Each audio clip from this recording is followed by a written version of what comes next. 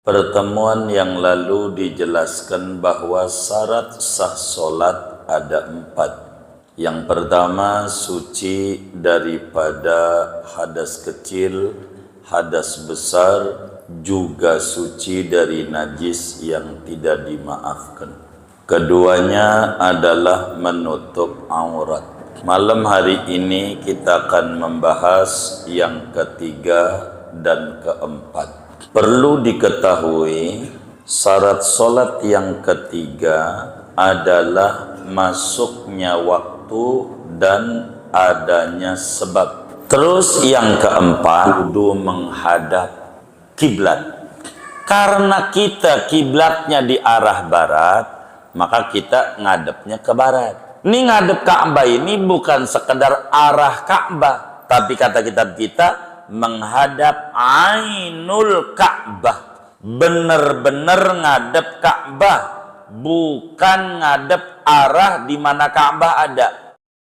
Bismillahirrahmanirrahim. Alhamdulillahirabbil alamin. Wassalatu wassalamu ala sayyidina Muhammadin wa ala alihi wa sahbihi ajma'in. Allahumma inna nastahdik li arsyadi amrina wa zidna ilman yanfa'una. Wassalisu dukhulul waqti. Betul itu halaman berapa itu belakang? Betul itu sedang. Iya itu tuh ada tandanya tuh. Kita libur 3 kali misalnya. Iya itu tuh wassalisu halaman berapa itu? Halaman 53. Sudah semua 53 halamannya di atas. Wasalisu dukhulul waqti walau bi ghalabatil dhanni fi sholatil muaqqatati kal fardil asli. Adapun syarat sah salat yang ketiga yaitu masuknya waktu salat sekalipun tauhnya itu dengan umumnya prasangka fi sholatil muaqqatati pada solat yang punya waktu, kal fardil asli seperti solat fardu yang asli, wa tawabi'ihi dan yang mengiringinya yakni rawatib, wa wujudus sababi yaqinan fillati laha sababun dan adanya sebab dengan yakin pada solat yang mempunyai sebab, ka solatil kusufi seperti solat gerhana. Fala tasihu solatun muaqqatatun hatta yadkhula waqtuha, maka tidak sah oleh solat yang punya waktu sehingga masuk oleh waktunya solat. Wala solatun laha sababun hatta yujada sababuha yaqinan, dan tidak sah oleh solat yang ada baginya sebab sehingga didapati oleh sebabnya dengan yakin. Warabi'u istiqbalu ainil ka'bati yaqinan fil qurbi wa dhannan fil bu'di. Adapun syarat yang keempat yaitu menghadap Ainul Ka'bah dengan yakin pada dekat dan prasangka pada jauh jarak. Illa fi nafilatis safari, kecuali pada solat sunnah di perjalanan, wa solati syiddatil khawfi dan solat sangat takut. Wallahu a'lamu bisshawabi. Segini. Bapak, Ibu, saudara-saudara sekalian, pertemuan yang lalu dijelaskan bahwa syarat sah solat ada 4. Yang pertama, suci daripada hadas kecil, hadas besar, juga suci dari najis yang tidak dimaafkan. Keduanya adalah menutup aurat. Malam hari ini kita akan membahas yang ketiga dan keempat. Perlu diketahui, syarat solat yang ketiga adalah masuknya waktu dan adanya sebab. Masuknya waktu solat.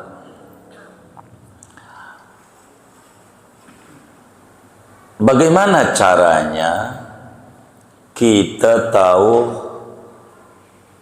waktu itu telah masuk? Ada 3 tingkatan tahu.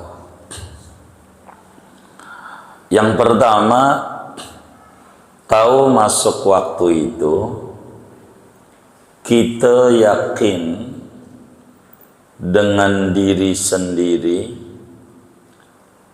melalui peredaran matahari, datangnya malam, terbenamnya mega merah, dan terbitnya fajar. Ini kita tahu dengan cara kayak dohor gitu. Kayaknya matahari udah condong ke barat. Kita lihat tuh, tandanya bayangan udah ke timur kalau kampung kita gitu. Nah itu berarti udah masuk. Berarti sholat dohor sudah boleh, karena kita udah tahu. Bisa juga dengan kita diceritakan oleh orang bahwa sholat udah masuk, seperti lewat muadzin atau yang di running tag tuh, nit waktu sholat duhur telah masuk di Karangtengah. Nah, itu juga bisa untuk mengukur waktu telah masuk. Yang kedua, dengan jalan ijtihad. Ini karena orang berbeda-beda masalahnya, saudara. Ijtihad itu seperti kata kita, biasanya kalau jahit baju dapat 3 potong zuhur. Itu udah biasa. Sehingga kebiasaan yang sudah rutin ini, ketika baju tuh udah dijahit, nggak lihat jam udah 3 potong, sholat duhur jadi. Namanya waktu duhur dengan cara ijtihad. Namanya ijtihad. Yang ketiga, caranya taklid. Nah ini taklid tuh dengar orang yang adzan udah cukup. Namanya kita percayakan nama orang. Kalau sekarang tuh udah ada kalender tuh, udah ada itu tuh namanya taklid tuh. Subuh, syuruk, zuhur, asar tuh. Kita udah percaya aja sama itu tuh. Namanya kita taklid, ngikut. Begitu, udah cukup bahwa waktu udah masuk. Kalau kita sholat, main sholat saja tanpa tahu masuknya waktu, maka nggak sah sholatnya. Contoh dohor gitu, kita main sholat aja, nggak punya keyakinan di hati kalau udah dohor. Pas sudah salam ada orang bawa jam 1, udah pasti dohor, enggak sah.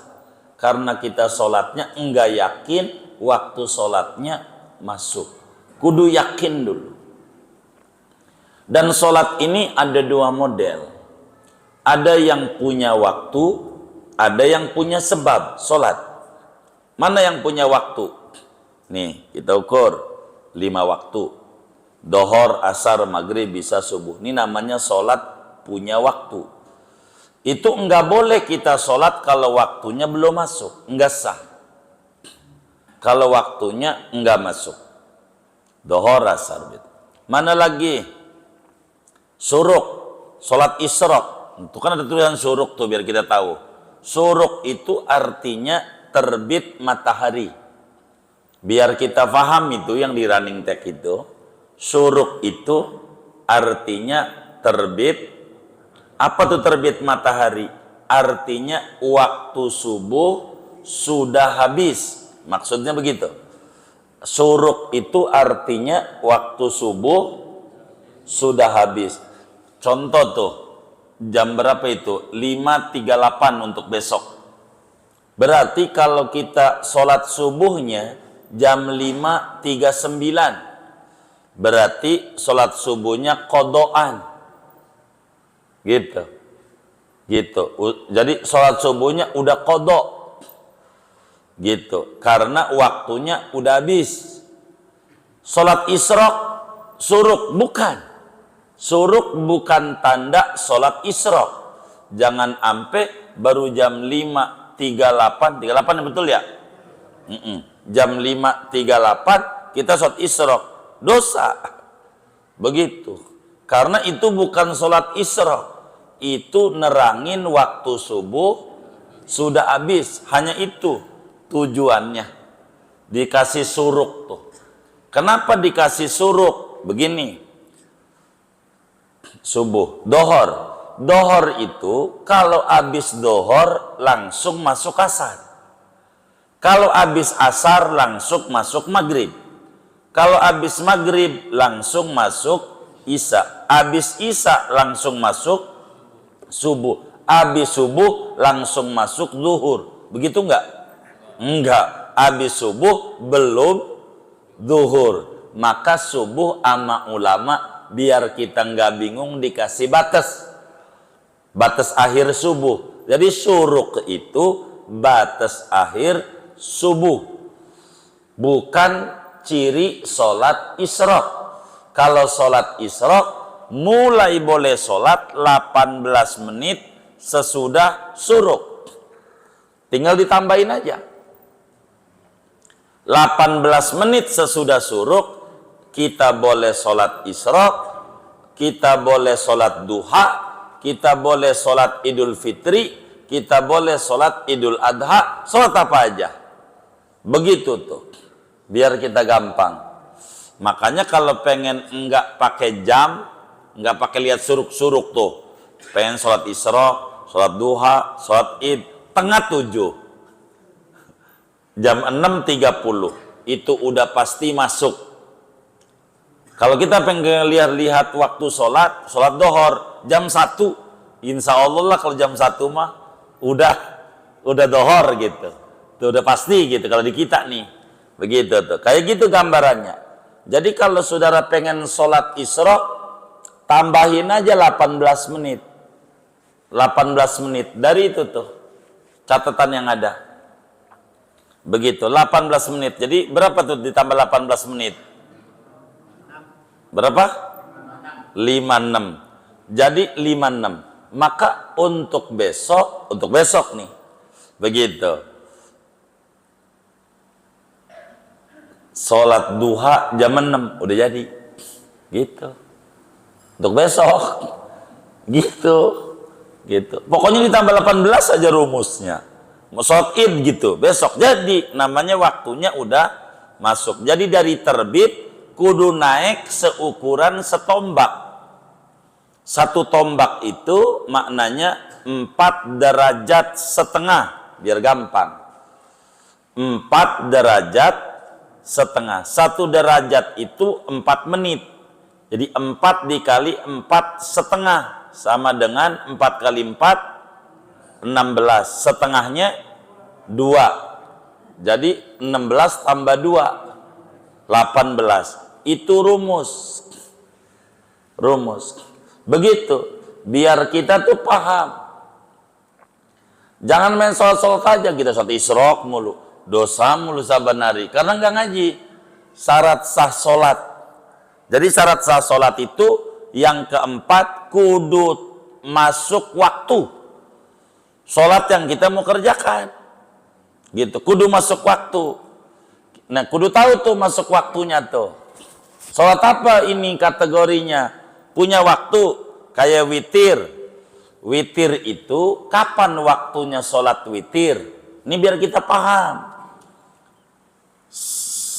Sesudah sholat isya. Tuh. Itu masuk waktunya tuh. Sesudah sholat isya. Bukan sesudah waktu Isya, ingetin. Itu beda tuh. Witir itu masuknya sesudah sholat Isya. Walaupun masih maghrib. Asal udah sholat Isya. Jadi, bisa nggak waktunya masih maghrib, tapi udah sholat Isya? Gimana caranya, Pak? Di jamak. Kita lagi musafir, lagi bepergian ke Jawa. Begitu nyampe Cirebon dah, maghrib tuh 3 rakaat. Habis sholat maghrib bangun lagi, sholat Isya jamak qashar 2 rakaat. Ya paling 10 menit. Kalau maghrib jam 6, jam 6 lihat 10. Udah kelar tuh, maghrib udah, Isya udah. Begitu sholat Isya, kita ditanya, udah masuk waktu Isya belum? Belum. Tapi kita udah sholat Isya belum? Udah. Habis sholat itu kita sholat witir, boleh nggak? Kenapa? Udah sholat Isya. Tuh bedakan antara sudah sholat Isya dan sesudah waktu Isya. Kita harus pahami. Begitu. Kalau sholat jenazah, saudara punya famili di Jawa. Di Jawa. Ini orang Jawa, orang Betawi ya? Jawa. Jawanya mana? Ngawi. Baik. Umpamanya ada saudara di Ngawi. Ada yang meninggal atau teman sekolah gitu di kampung di Ngawi. Dia dapat kabar dari WA. Meninggal. Kita pengen sholat jenazah. Namanya sholat goib. Sholat goib itu sholat jenazah di luar kota. Goib tuh. Bukan goib tuh nggak kelihatan. Kalau nggak kelihatan black tembok juga goib juga masalahnya. Di kurung batang juga goib juga, kan nggak kelihatan mayitnya. Kelihatan nggak? Kagak. Yang kelihatan apa? Kurung batang. Jadi goib itu bukan nggak kelihatan, luar kota. Begitu, luar kota. Di Ngawi, kita mau sholat jenazah di sini. Minta tolong, Ustaz Ali, ayo dong sholat goib. Saya punya famili meninggal. Nah, ditanya dulu, kapan dimandikannya? Waktunya untuk sholat mayit itu kalau sudah dimandikan. Tanya dimandikannya jam berapa? Dimandikannya jam 10. Dohor dah kita sholat jadi. Begitu. Dimandikannya jam 1. Nggak bisa sholat dohor kita sholat jenazah. Sholat goib. Wong belum dimandiin. Kudu udah dimandiin. Walaupun belum dikafani, nggak apa-apa. Di prakteknya yang penting mandiinnya udah rapi. Karena sholat itu adanya sesudah dimandikan. Itu rumus.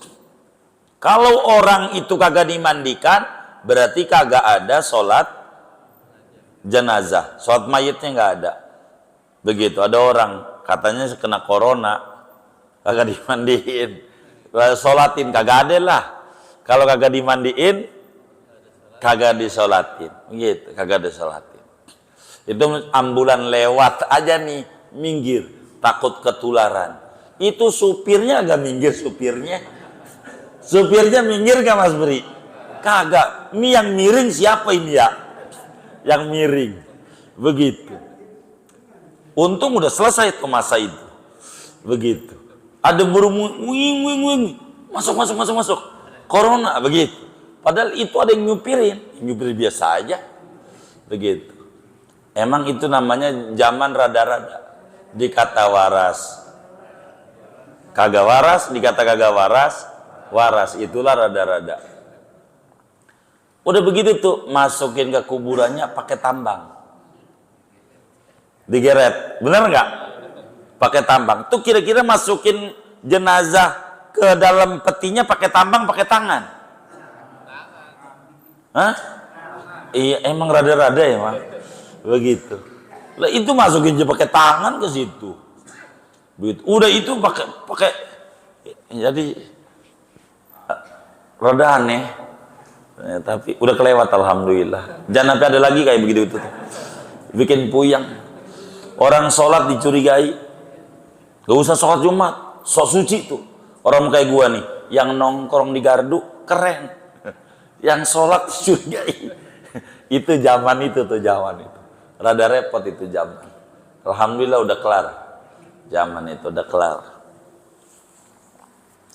Jadi ingetin, kudu masuk waktu.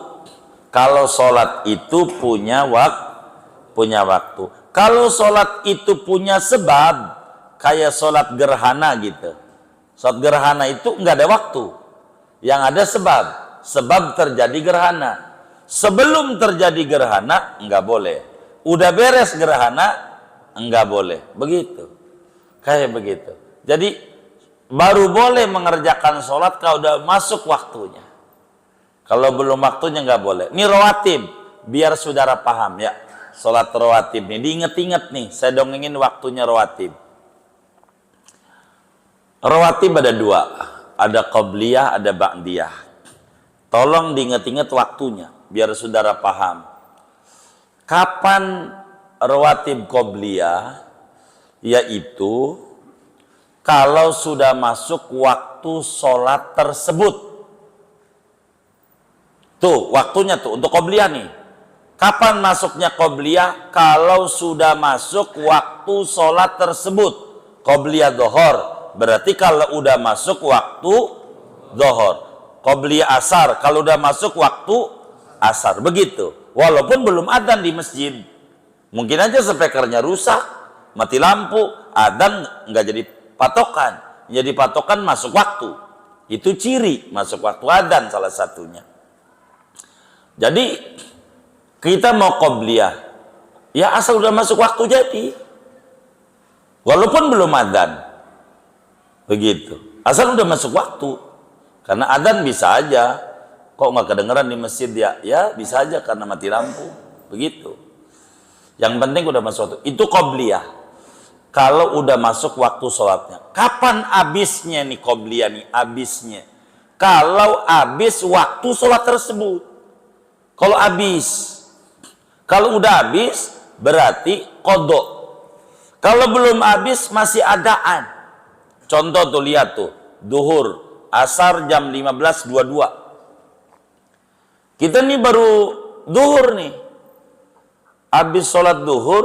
Karena masuk masjid itu udah qomat. Kita belum qobliyah. Belum qobliyah. Sholat duhur lah kita. Habis sholat duhur selesai. Boleh nggak kita sholat qobliyah? Hah? Boleh nggak? Masih adaan apa qadha? Adaan. Tuh kita harus pahami tuh. Jangan ya udah ketelat qobliyah. Ya kagak. Begitu. Kalau kayak tadi Isya, kita belum qobliyah Isya, ya sholat aja nanti qobliyah. Yang penting belum subuh. Begitu tuh. Kita harus tahu tuh waktunya. Tuh begitu tuh. Biar kita nggak salah. Begitu memahaminya. Kedua, ada sholat ba'diyah. Kapan masuknya ba'diyah?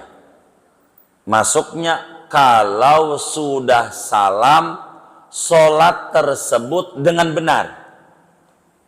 Kalau sholat waktu tersebut udah dijalani dengan benar, ba'diyah masuk.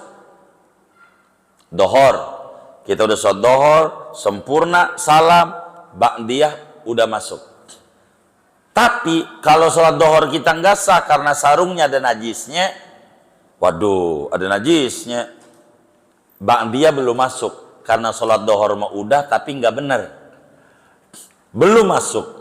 Ba'diyah karena dohornya wajib diulang karena ada najisnya. Pokoknya patokannya masuknya ba'diyah kalau sudah beres salam sholat tersebut dengan benar. Kapan habisnya ba'diyah? Kalau udah habis waktu sholat tersebut. Sehingga antara qobliyah dan ba'diyah waktu habisnya sama. Cuman waktu masuknya beda. Begitu. Saya nerangin ini biar saudara paham. Contoh, di masjid habis adzan langsung qomat. Udah qomat aja. Kata kita belum qobliyah dohor. Nanti habis sholat dohor, wiridan, bangun, saudara sholat qobliyah 2 rakaat. Kalau mau 4, bangun lagi, qobliyah lagi 2 rakaat, bangun lagi, ba'diyah 2 rakaat, bangun lagi ba'diyah dohor 2 rakaat. Begitu. Begitulah aturan agama. Jadi enggak sempit. Enggak sempit. aturan itu. Itu namanya watawabihi. Dan yang mengiringi sholat fardu yang asli itu waktu masuknya tuh kita harus pahami betul. Jangan sampai kita salah di dalam mengerjakan daripada kita punya sholat. Begitu, kita punya sholat. Ingetin, udah masuk belum? Jadi kalau ngomong sholat jenazah, kita baru boleh ngerjain sholat jenazah kalau apa?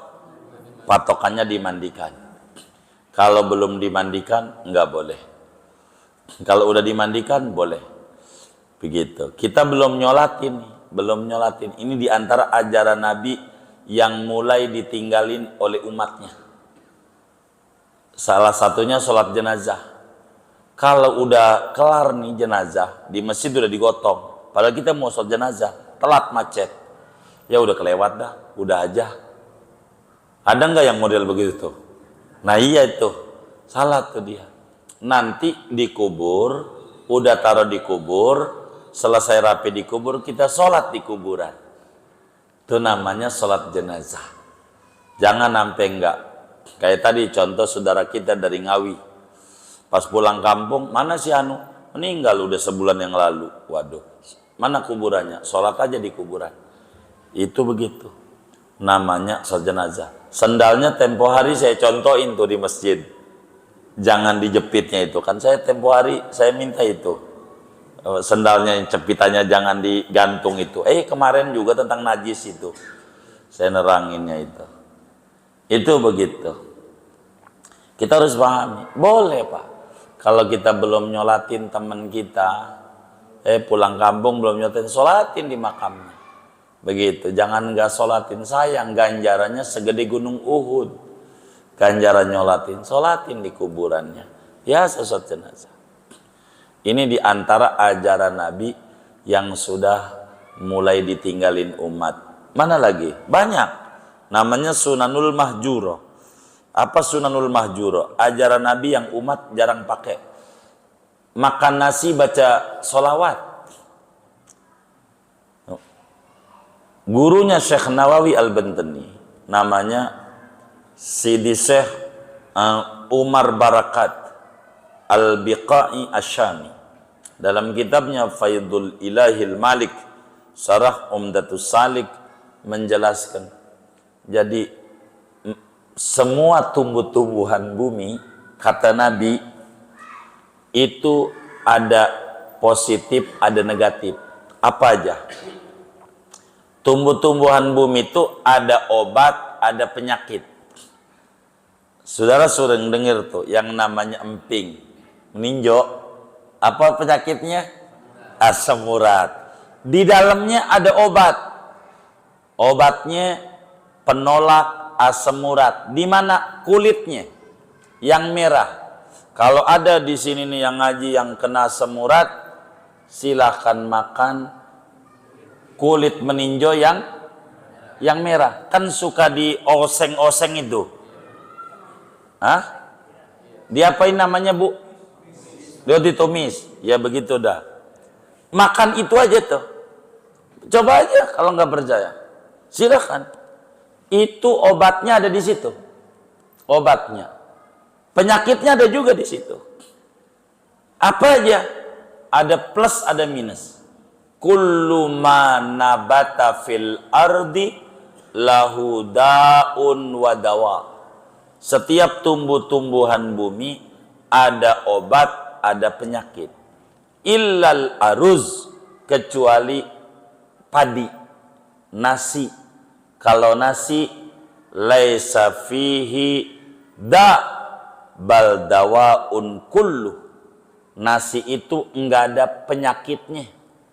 Yang ada obat mulu. Nasi itu sedikit pun tidak mengandung penyakit. Nasi semuanya obat. Nabi itu yang bilang. Semuanya obat. Nasi. Begitu. Makan nasi. Orang dulu begitu. Zaman susah makan nasi pakai garam aja tuh sedali. Nama itu. Iya begitu garam. Diaurin nasi doang pakai garam. Jadi Sama kerupuk. Oh iya, sama kerupuk kata saudari. Sama kerupuk. Iya, iya, iya. Kalau nasi, obat muanya.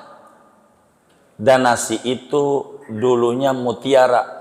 Gabah itu dulunya mutiara. Tempat menyimpan cahaya Nabi Muhammad sallallahu alaihi wasallam. Begitu. Maka sunat kalau makan nasi baca sholawat. Jangan enggak. Nih kalau mau makan nasi bacanya begini nih. Jangan enggak. Sholawatnya begini aja yang gampang. Kalau makan nasi biar berkah, ini sunanul mahjurah. Ajaran Nabi yang ditinggalkan oleh banyak umat.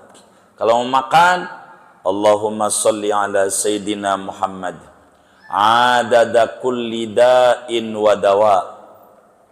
Allahumma sholli ala Sayyidina Muhammad adada kulli da'in wa dawa. Baru bismillahirrahmanirrahim. Allahumma barik lana fima rozaqtana wa qina adzabannar. Sholawat jangan tinggal kalau makan nasi. Sehat, stabil, badannya enggak gampang penyakitan kayak orang dulu. Orang dulu enggak gampang penyakitan. Paling pusing-pusing dikit ya masuk angin. Kalau enggak encok. Orang dulu begitu. Enggak zaman sekarang ada gula, ada stroke, ada macam-macam. Puyeng dengernya. Begitu. Baca sholawat aja. Allahumma sholli ala Sayyidina Muhammad adada kulli da'in wa dawa. Begitu. Baru bismillahirrahmanirrahim. Allahumma barik lana fima razaqtana wa qina adzabannar. Jangan tinggal kalau makan nasi, baca sholawat. Nanti sehat. Begitu, sehat. Jadi biar jangan gampang sakit. Baca sholawat dulu sebelum makan nasi. Ini dari cahaya Nabi, nasi ini. Obat muanya. Baca sholawat. Ini jarang orang gitu. Apalagi ketika dia lapar, boro dia sholawat, bismillah juga kagak. Begitu. Ada yang kayak begitu. Yang mana orangnya? Tuh, begitu. Tuh. Jangan enggak ajarin sama anak-anak baca sholawat. Baca sholawat penting, baca sholawat. Baca sholawat. Ada lagi nih kalau mau saya dongengin. Tapi nanti dikata ajaran baru lagi sama orang. Sebetulnya tasbih itu yang bagus dari kayu. Kayu kauka biasanya. Dari kayu. Kayu itu bertasbih. Pohonnya dari Allah. Kayu. Alami jadi. Berzikir pakai tasbih. Tasbihnya aja bertasbih. Karena dari kayu. Bukan dari buatan sintetis. Bukan dari digital gitu. Tapi dari kayu. Itu lebih tinggi karena kayu itu berzikir. Begitu. Tapi nanti dikata matem kita yang dagang digital, ini matiin dagangan gua nih, begitu. Nanti dikata begitu, gitu. Yang dagang digital ya kagak lah. Itu begitu. Ini kayunya aja bertasbih. Karena alami. Makanya orang dulu pakai kayu kauka gitu. Kayak kayu. Tasbih itu. Bagus. Pakai kayu. Tapi nggak apa-apa pakai apa aja, yang penting berzikir. Itu alat. Hanya berbicara afdal saja. Balik lagi, syarat sholat yang ketiga, kudu masuk waktu pada sholat yang mempunyai waktu, atau kudu ada sebab pada sholat yang mempunyai sebab. Kayak tahiyatul masjid. Tahiyatul masjid ada waktu apa ada sebab? Sebab. Sebabnya masuk. Asal kita masuk masjid, tahiyatul masjid, sholat. Begitu. Makanya orang yang paling tinggi derajatnya kalau benar merbot. Merbot. Dia keluar lagi. masuk lagi ke masjid, sholat lagi 2 rakaat. Udah masjid, ya Allah kacamata ketinggalan di tempat wudhu, balik lagi ngambil kacamata. Lah kan kelewatan jalanan tempat wudhunya ya, masuk lagi masjid, sholat lagi, ya begitu. Setiap masuk masjid, ya sholat. Jam berapa? Jam berapa aja. Karena kita nggak ngomongin jam. Tahiyatul masjid, habis asar boleh? Boleh. Habis subuh boleh, dia nggak ngomongin waktu. Tahiyatul masjid ngomongin masuk masjid enggak dia? Masuk masjid. Jam berapa? Mau jam berapa kayak kalau masuk masjid? Itulah sholat punya sebab. Begitu tuh, tahiyatul masjid punya sebab. Begitu. Baru boleh. Begitu. Harus masuk waktu. Harus ada sebab. Kalau sholatnya punya sebab. Contoh kitab kita, sholatnya gerhana yang dicontohin oleh Yai. Begitu gerhana bulan atau gerhana matahari. Kalau terjadi gerhana, dia sholat itu begitu.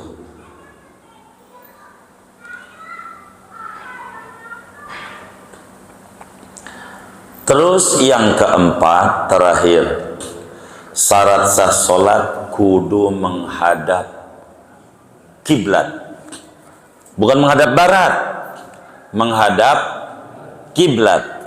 Karena kita kiblatnya di arah barat, maka kita ngadepnya ke barat. Orang Madinah kiblatnya ada di selatan. Orang Madinah, maka sholatnya ngadep selatan.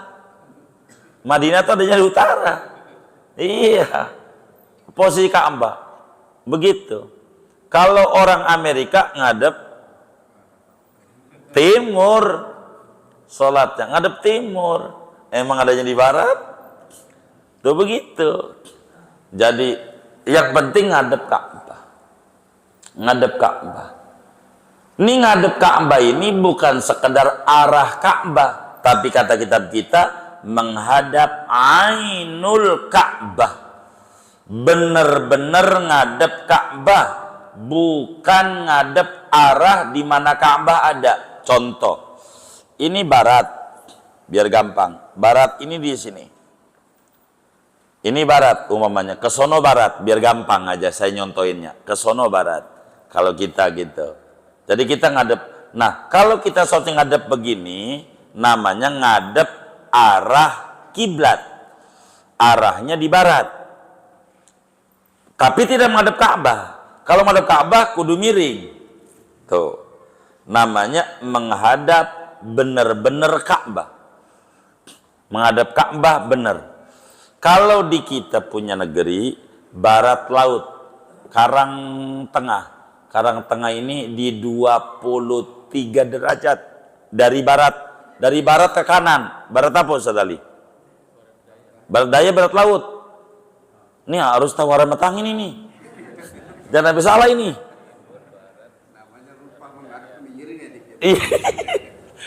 Namanya barat laut lah. Hah? Barat daya. Yang benar nih. Barat laut, dari barat mau menuju timur, namanya barat laut. Begitu. Begitu.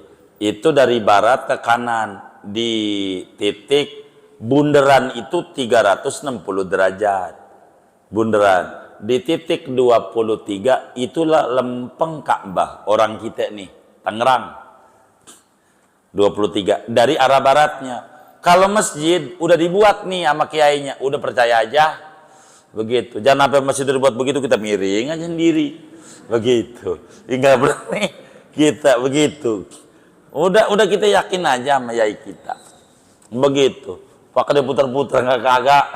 Begitu. Udah. Itu ngadep Ka'bah ini kalau di depan di Mekah ya kudu nyata, kudu yakin. Kalau kita kayak di Indonesia nih dengan prasangka udah cukup. Gitu, dengan prasangka udah cukup. Begitu. Indonesia itu secara umum di 25 derajat sampai daripada 22 sampailah di 28 kalau nggak salah, dari Sabang sampai Merauke ini. Kalau Serang tuh di 24 derajat. Ngadep Ka'bahnya, ngadep Ka'bah percis. Ini kudu bener-bener ngadep Ka'bah. Pertanyaannya, apa yang kudu ngadep Ka'bah? Kalau diri dada, dadanya kudu ngadep Ka'bah, dada. Wajah nengok nggak apa-apa. Sholat kiblatnya sono, nengok nggak apa-apa. Jangan pakai pura-pura khusyuk kalau di rumah tuh. Ada orang masuk, siapa tadi ya? Tuh, kagak khusyuk jadi.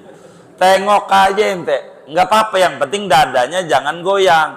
Tahu kan, jangan goyang, jangan gerak gitu. Iya, begitu. Dada. Kaki nggak perlu, kaki nggak syarat. Nih sholat nih, kakinya kudu begini. Iya, enggak. Kecilnya nggak dibedong masalahnya. Tahu dibedong nggak? Kan ada yang kakinya begini. Iya nggak apa-apa kakinya begini. Itu jarinya ngadep kiblat. Nggak jadi syarat. Yang syarat dada. Kaki nggak mesti harus.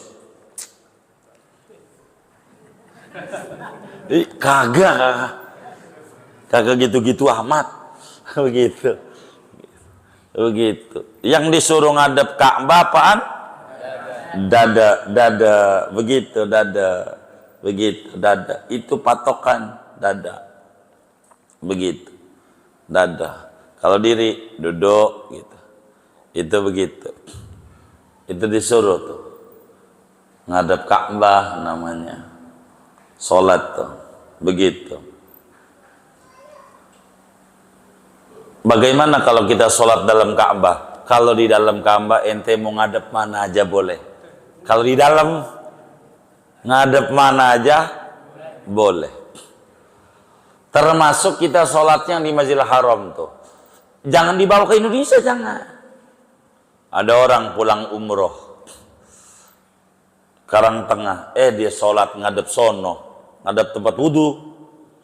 Ditegur sama temannya, bang kok ngadep sono? Makanya umroh, gua di sono ngadep mana aja boleh. Iya di sono mau Ka'bah. Ini Karangtengah, Ka'bahnya adanya di arah barat. Begitu.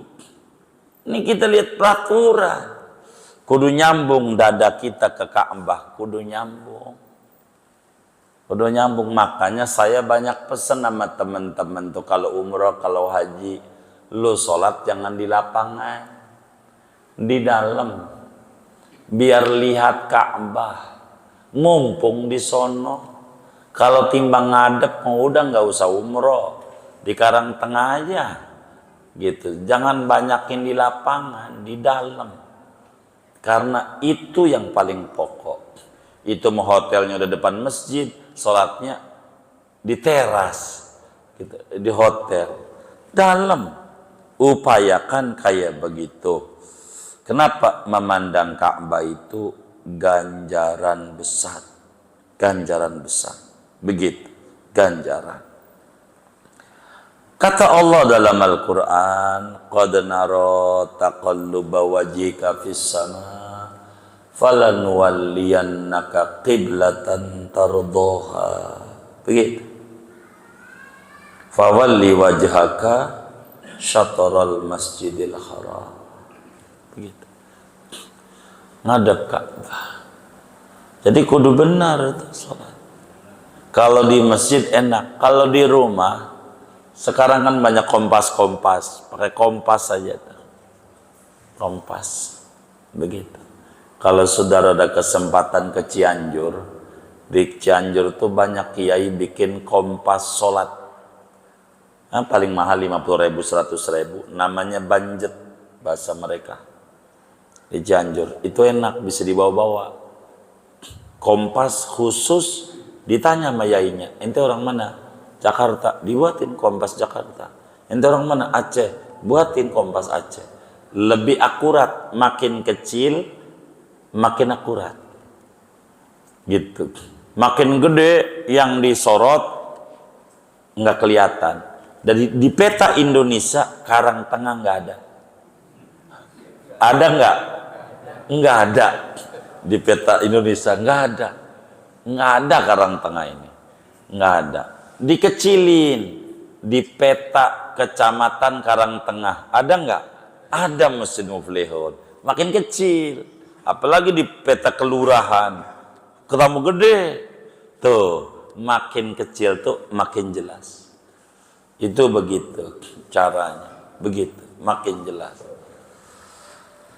Maka menghadap Ka'bah ini, saudara, adalah aturan betul. Adakah yang diizinkan enggak ngadep Ka'bah? Ada. Yang pertama, sholat sunnah di perjalanan. Ada dua cara.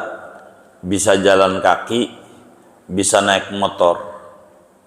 Yang jalan kaki ini termasuk ajaran Nabi yang sudah ditinggalkan umatnya juga. Namanya sholat safar. Sholat safar. Sholat di perjalanan. Ingat, kalau mau diamalin, waktu yang wajib ngadep kiblat, satu, waktu takbiratul ihram, sholat sunnah perjalanan nih. Yang wajib ngadep kiblat, waktu takbiratul ihram. Dua, waktu ruku, i'tidal, dan sujud, dan duduk antara dua sujud. Itu aja yang wajib ngadep kiblat. Selebihnya ngadep tujuan. Itu namanya sholat safar. Kalau mau diamalin silahkan malam ini. Rumahnya dekat. Dari mana rumahnya? Hah? Yang dekat, jalan kaki. Maka sholat sunnah safar tuh begini. Saya contohin. Kan keluar masjid ya kan? Tuh, ngadep kiblat dulu. Jadi usolli raka'ataini lillahi ta'ala. Begitu doang. Usolli doang. Aku sholat sunnah 2 rakaat karena Allah Ta'ala. Cuma begitu doang. Namanya sholat safar. Allah Akbar. Udah titahnya jalan. Keluar pakai sendal. Kemana-mana. Ntar mau ruku, ngadep kiblat lagi. Begitu. Sami Allah sampai sujud, sampai sujud, sampai sujud lagi. Bangun lagi. Sampai at-tahiyatulnya sambil jalan at-tahiyatul. Assalamualaikum. Itu nama sholat sunnah safar. Namanya. Yang saya mau tanya, udah pernah ngerjain belum? Kerjain. Dikata orang apa? Tuh orang gila. Itulah yang disebut sunanul mahjuro. Ajaran Nabi yang mati, ditinggalin umatnya. Maka kalau dihidupin lagi, kata Nabi, dapat ganjaran kayak orang mati syahid 100. Kenapa? Karena kita akan dituduh. Bener nggak Pak? Iya. Itu namanya sholat sunnah safar. Itu kagak ngadep kiblat nggak apa-apa. Tapi nggak seluruhnya. Tuh begitu. Tuh sholat di perjalanan. Begitu. Namanya sholat safar.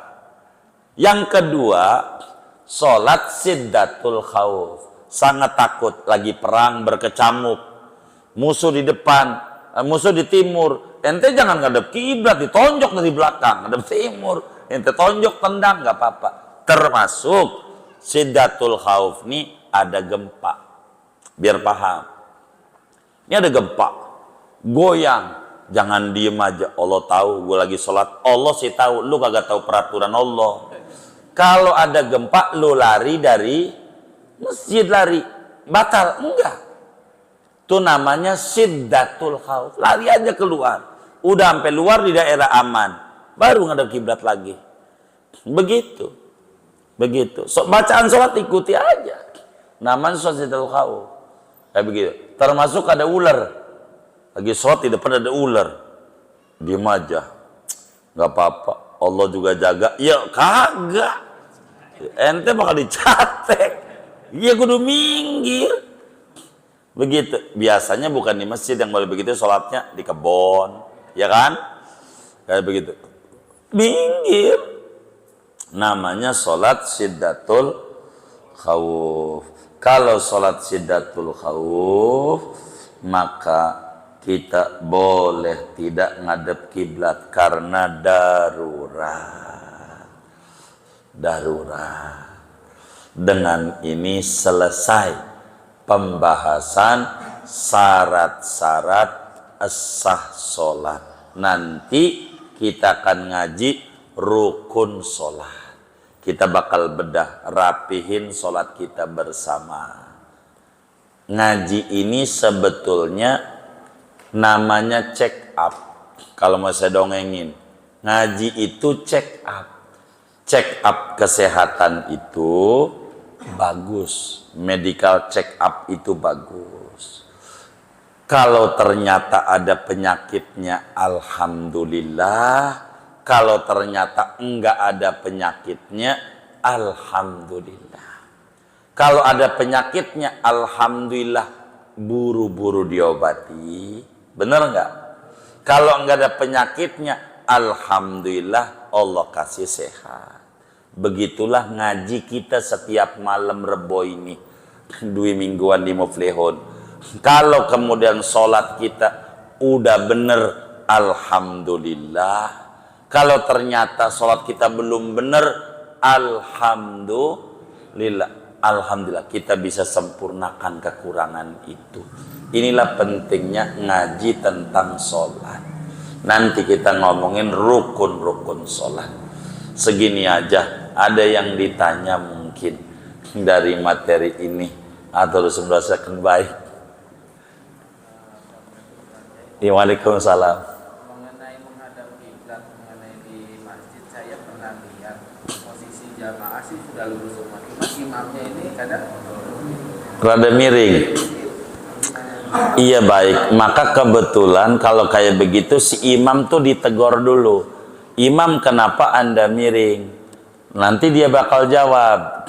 Kalau dikata jawab, ini masjid waktu bangunnya tidak mengikuti petunjuk. Sebangun-bangunnya aja, umpamanya. Kalau begitu Anda jangan diem aja dong. Masa Anda masuk surga, saya suruh masuk neraka? Begitu. Kalau begitu dimiringin. Biar kitanya miring, biarin aja karpet mau begini. Jangan karpet yang disalahin, kitanya aja yang muter. Kan dia barang mati, begitu. Kalau imamnya rada miring, ditegur. Berarti kalau imamnya miring karena lempeng, menurut imam tidak sah. Berarti sholat kita semuanya tidak sah. Kan gak bener ini. Maka imam jangan diem aja dong, amar ma'ruf nahi mungkar. Begitu.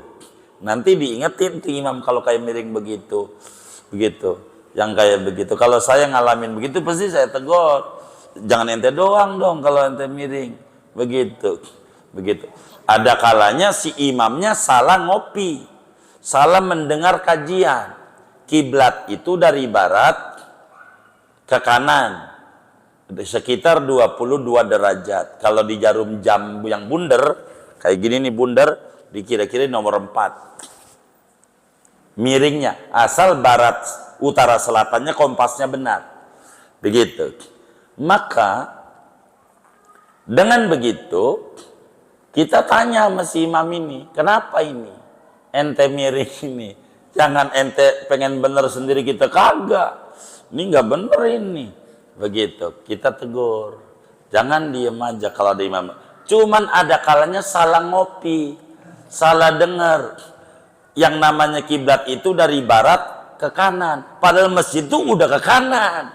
Sama kiainya dulu waktu bangunnya udah dikananin, udah diserongin dikit. Lah kalau kita nyerong lagi, keluar lagi dari Ka'bah. Ini contoh. Ini udah miring. Artinya nih bentuk masjid udah begini. Anggap deh ini mihrab. Begitu ya kan? Ka'bahnya udah di sini. Lalu kita miring tuh. Kan kelewat. Nggak ngadep Ka'bah. Ini orang tidak mengerti.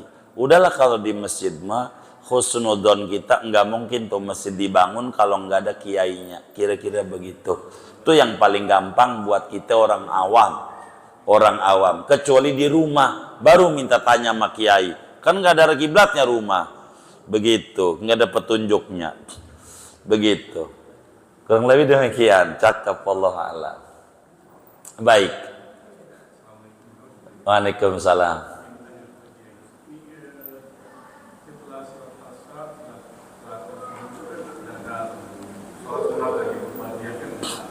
Ba'di asar nggak ada.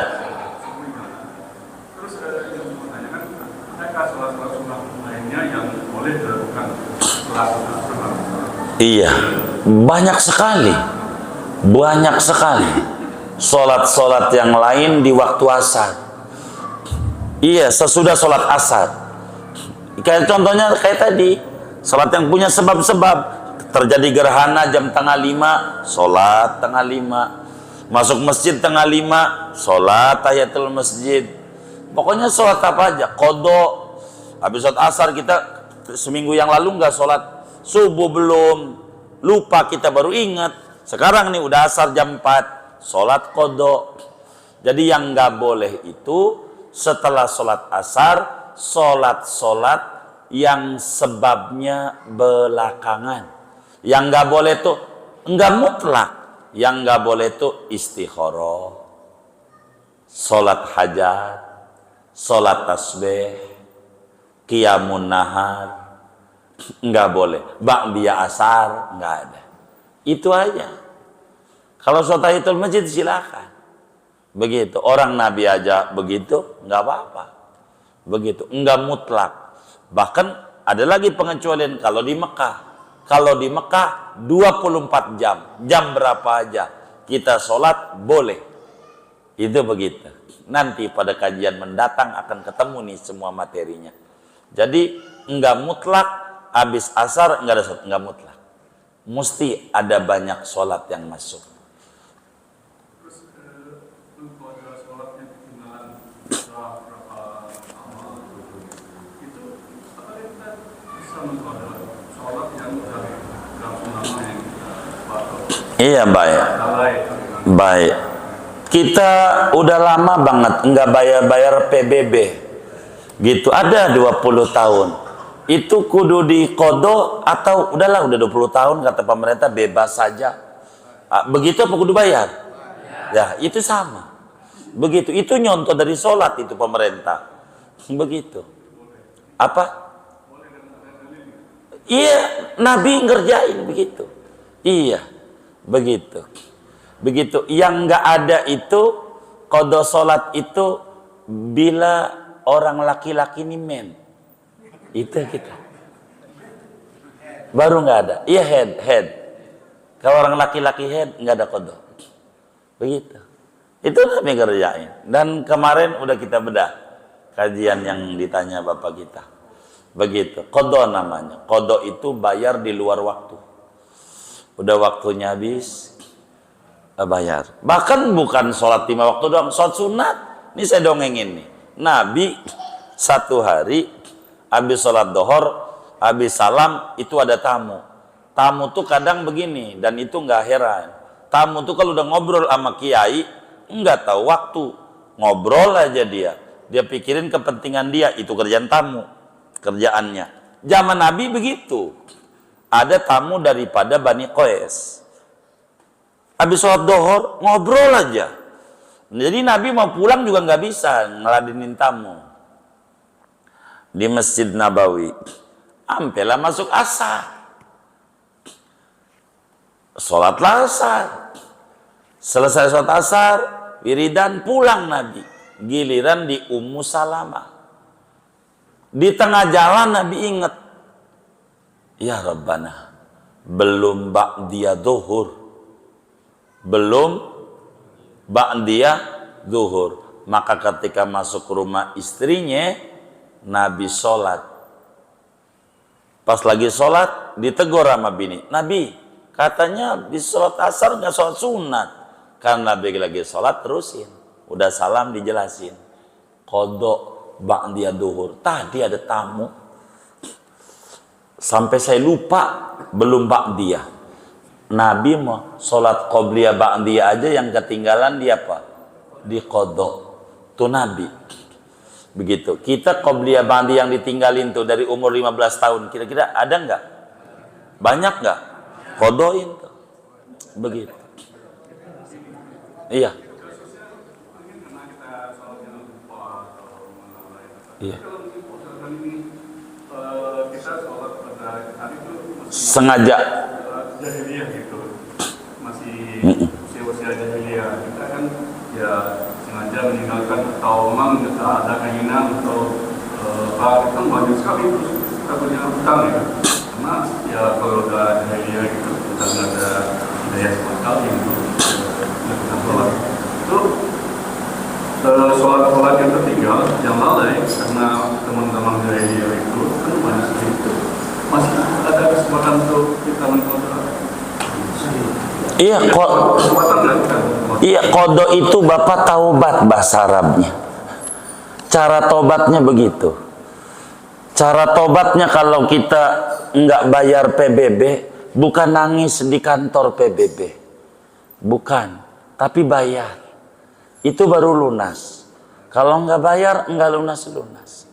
Nanti di akhirat, kalau ngandelin sholat sunat, 70 berbanding 1, Bapak. Di akhiratnya. Kalau kita banyakin sholat sunat aja dah gitu, nggak apa-apa. Cuman sholat sunat itu 70 kali salam yang diterima itu baru menutup sholat wajib 1. Umpamanya nih kita sholat duha berapa 2 rakaat, 70 hari kan 70 salam tuh ya. Itu baru nutup sholat qadha subuh 1. Coba kalau buat qadha subuh udah 70 hari lunas, itulah cerdas. Islam tuh diajarin. Inilah pentingnya ngaji, biar cerdas tuh begitu.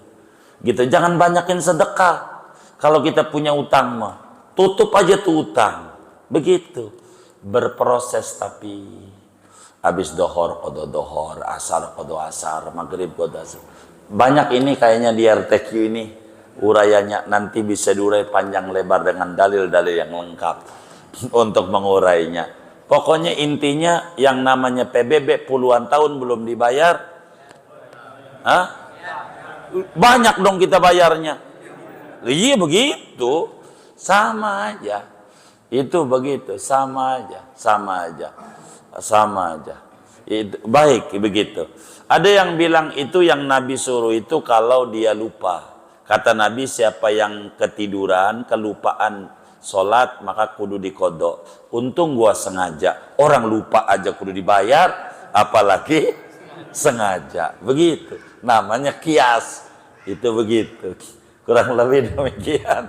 Wallahu a'lam. Ini banyak sebetulnya dalilnya. Cuman kelirunya orang menyampaikan itu Bapak.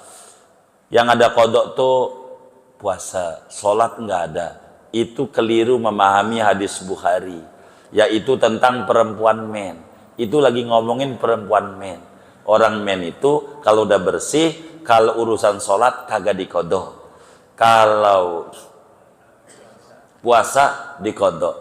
Maka ketika ditanya Muallim Syafi'i Adami, seingat saya cara jawabnya nyantai, enak. Ada guru besar Betawi, Hadratus Syekh Muallim Syafi'i Adami rahimahullah abrar, ditanya, ini orang laki ini ada nggak kodok sholat? Begitu. Dijawab oleh beliau, asal Anda pakai jilbab nggak perlu dikodok sholatnya. Asal pakai jilbab, bahasanya halus. Maknanya kalau Anda men itu nggak perlu dikodok begitu. Begitu kurang lebih, tapi maknanya sama, kurang lebih demikian. Wallahu a'lam. Itu begitu, ya begitu. Sudah ya, ayo baik, ayo boleh. Assalamualaikum. Iya, waalaikumsalam. Biasa tadi penjelasan tadi setelah surut itu ditambah 4,5. Tambah 8, iya 4 derajat setengah. Kebanyakan kita nih begitu bunyi titik langsung tuh, itu apakah salah apa enggak? Iya salah itu. Setiap hari itu salah kita. Iya betul. Makanya kenapa kita disuruh ngaji, di antara pentingnya ngaji itu adalah kita bisa mengkoreksi yang perasaan kita benar ternyata salah. Iya betul. Kita harus tahu orang itu kejebak sama tulisan suruk dikata sholat isyraq. Begitu. Itu salah dia. Iya, dia nggak paham tujuan ulama ngasih itu. Ini mah bukan salah ulamanya, salah kita memahaminya. Begitu. Salah kita. Apanya, Pak? Oh iya, semua sekali. Udah, inilah yang disebut tadi, yang namanya ngaji itu check up. Jadi salah juga, alhamdulillah. Untung panjang umur. Coba kalau enggak, kita dikubur bakal nangis, ngerjain ibadah yang ala sendiri, bukan ala agama. Begitu. Iya, nggak ada ilmunya. Itulah yang jadi repotnya. Kayak begitu tuh, jadi repotnya. Nih kalimat, jangankan kalimat itu, bahasa keseharian aja bisa orang salah dalam menafsirinya. Ini contoh. Nih yang ngaji. Ini tahu Cina nggak, orang Cina? Tahu nggak Cina? Atau ada nggak yang bergaul sama orang Cina? Ada nggak nih? Tahu orang Cina tahu? Baik, saya mau tanya, tolong jawab yang kenceng. Artinya jawabannya. Saudara, saya mau nanya. Pernah nggak ngelihat Cina nangis? Pernah nggak? Hah? Hah? Pernah? Saya sih kagak. Ngelihat Cina biasa aja, timbang ngelihat aja nangis. Gitu. Gitu. Apanya? Sebetulnya bukan kata-kata menjebak, itulah bahasa. Jadi kalimat suruk itulah yang kita salah, begitu maksudnya. Begitu maksud saya. Itu begitu. Maka saya tanya, pernah nggak ngelihat Cina nangis? Kagak, ngelihat Cina biasa aja. Ngapain cuma ngelihat doang nangis? Ngapain ngelihat Cina doang nangis? Ya Allah, itu Mas bisa benari nangis mulu. Gitu. Kalau ngelihat doang biasa aja. Ngelihat Cina mah biasa aja, nggak usah ngelihat Cina nangis.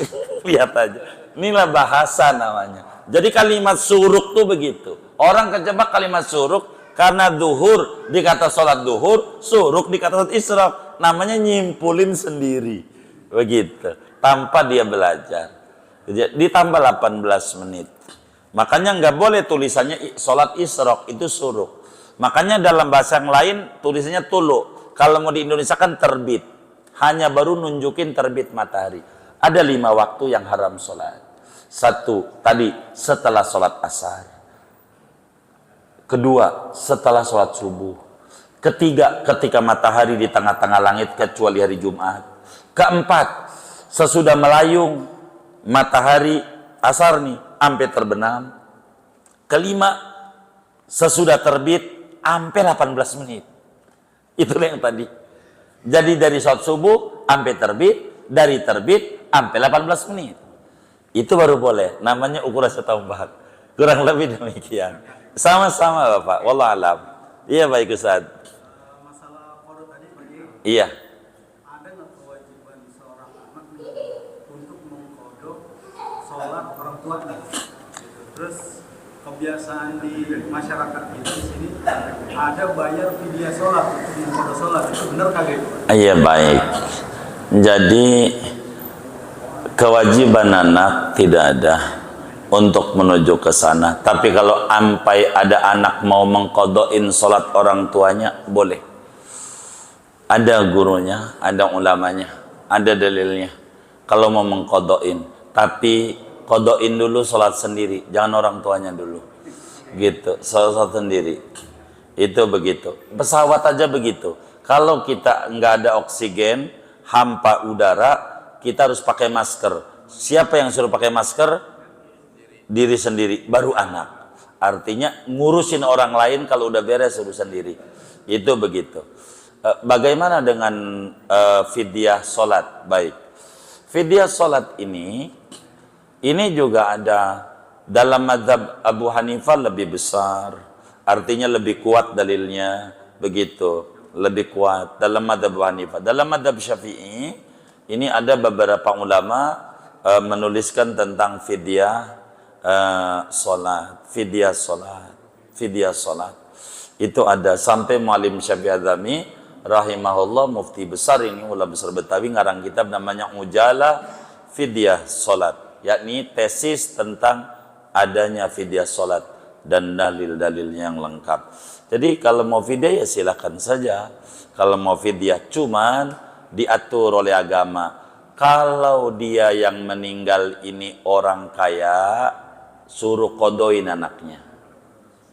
Kalau yang meninggal orang kaya, anaknya suruh kodoin. Tapi kalau yang meninggal orang miskin, anaknya suruh fidyain. Begitu. Kalau yang meninggal orang kaya, suruh kodok. Jangan fidyah orang kaya. Fidyah mau enak di dia, kodoin. begitu. Namanya juga hukuman, begitu. Kalau yang meninggalnya orang miskin, fidyain, kodoin. Emang udah biasa dia mau jarang makan di rumah, mendingan sholat. Fidyain, berat dia, begitu caranya. Di crossing caranya. Oh baik, besaran fidyanya 1 mud. 1 mud itu 5/6 liter, biar gampang 1 kilo. Itu lebih dikit itu. Ada sodakohnya. Jadi 1 sholat 1 kilo. Begitu. Itu udah lebih tuh dari 1 mud, lebih dikit. 1 kilo. 5 waktu berarti 5 kilo. Itu sehari. Dikali sebulan, dikali setahun. Setahun 365. Dikali 5. Itu sekian. Dikali sekian puluh tahun. Ya kira-kira 50 ton dah. Begitu. Kalau yang menerimanya siapa? Baik, terima kasih. Yang menerimanya khusus fakir miskin. Tidak boleh selain fakir miskin. Dosa, bukan haknya. Walladzina yutiquna fidyatun ta'amu miskin. Fakir miskin toh. Kalau fidyah begitu. Ada mungkin di RTQ TV panjang. Mungkin di Fathul Muin, bukan linknya aja. Kami udah urai panjang lebar dengan dalil-dalil yang lengkap.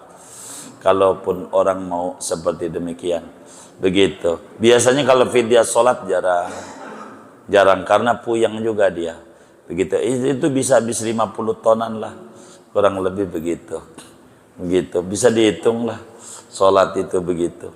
Banyak begitu. Apalagi umur meninggalnya 60. Baru sholat umur 59. Lah kan panjang. Gimana? Oh, iya, begitu. Begitu. Kurang lebih demikian. Iya, kalau umpamanya orang enggak fidyahin ya enggak apa-apa. Begitu ada. Kalau fidyah sholat ini dalam madhab Syafi'i ada khilaf. Ada berbeda pandangan, ada yang ngasih, ada yang tidak. Tapi kalau fidyah puasa ya sepakat. Begitu. Fidyah sholat ini tidak. Tapi ada banyak ulama jalanin. Begitu. Artinya tidak bisa disalahkan. Ada dalilnya semuanya. Wallahu a'lam.